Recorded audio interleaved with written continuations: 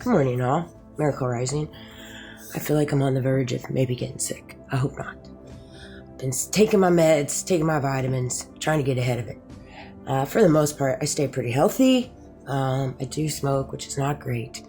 I am going to really work towards quitting after the first of the year. Really, that's a goal I set for myself. And we're going to kick it. We're going to kick it down like all the other things I kick down. But, you know... a lot came to me. I intuitively had some dreams last night regarding the Candace and Erica situation. I'm really curious for today's episode.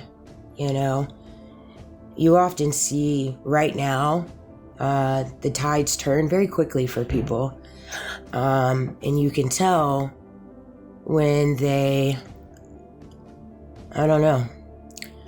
screw goes loose and they get some money, or all of a sudden they change their tune from what they were standing on before.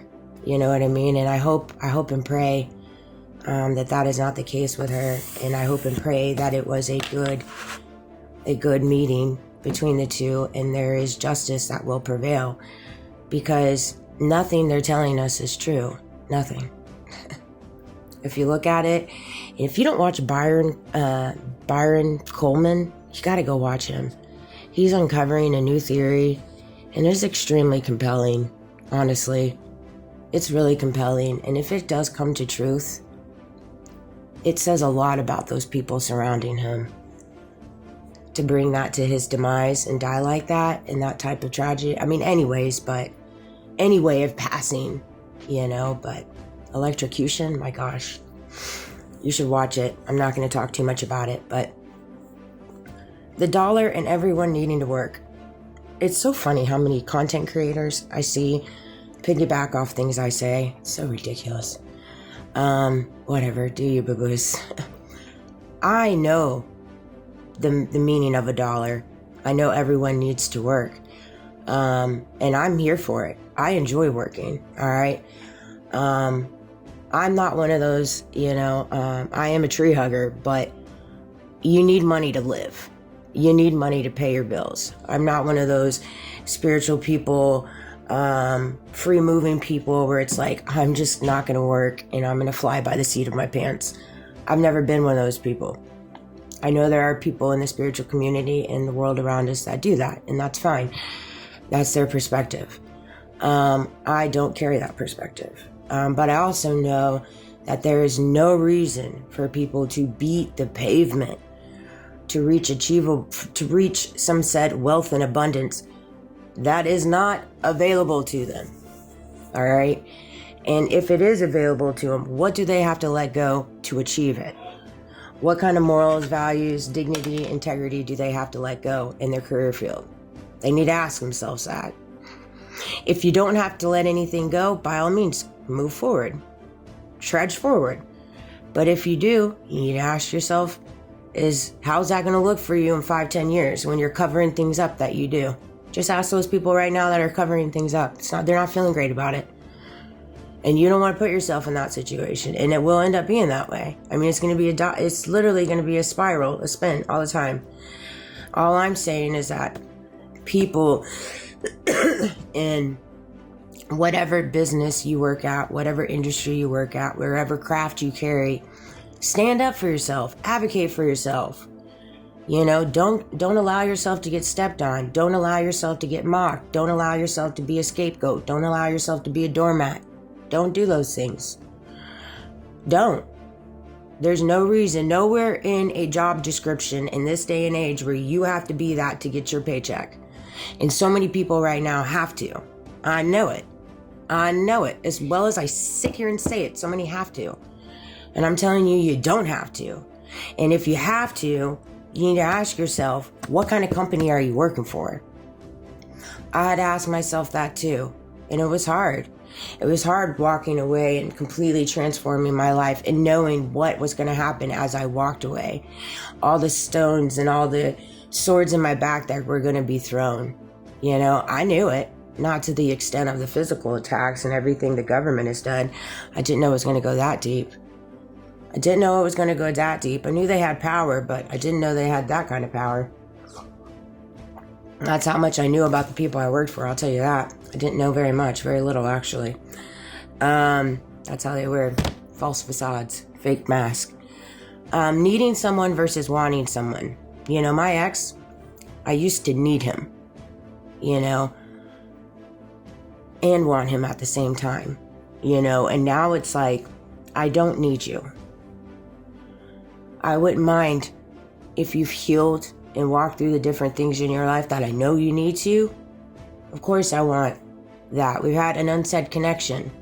Do I know the entanglement there? Absolutely. Absolutely. And I'm tired of the games. I'm tired of the songs. I'm tired of all this. Like, just stop. The boundary's up. The standard is up. You know, I'm all for conversations. And I forgive. And everything that you have done, I know how people operate. Particularly that man, you know. And we've been on and off since I was 17 years old. And there's a lot of stories there, you know. But from all the years from when I was 17 till now, the only thing I ever, you know, wasn't completely, truly honest with him about was my addiction, you know, and I own that. You know, and I apologized, and I wrote him an email, and I owned every single thing, you know, and from that moment forward, I forgive myself. I did.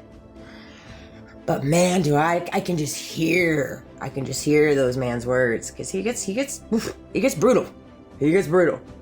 Believe me, I know.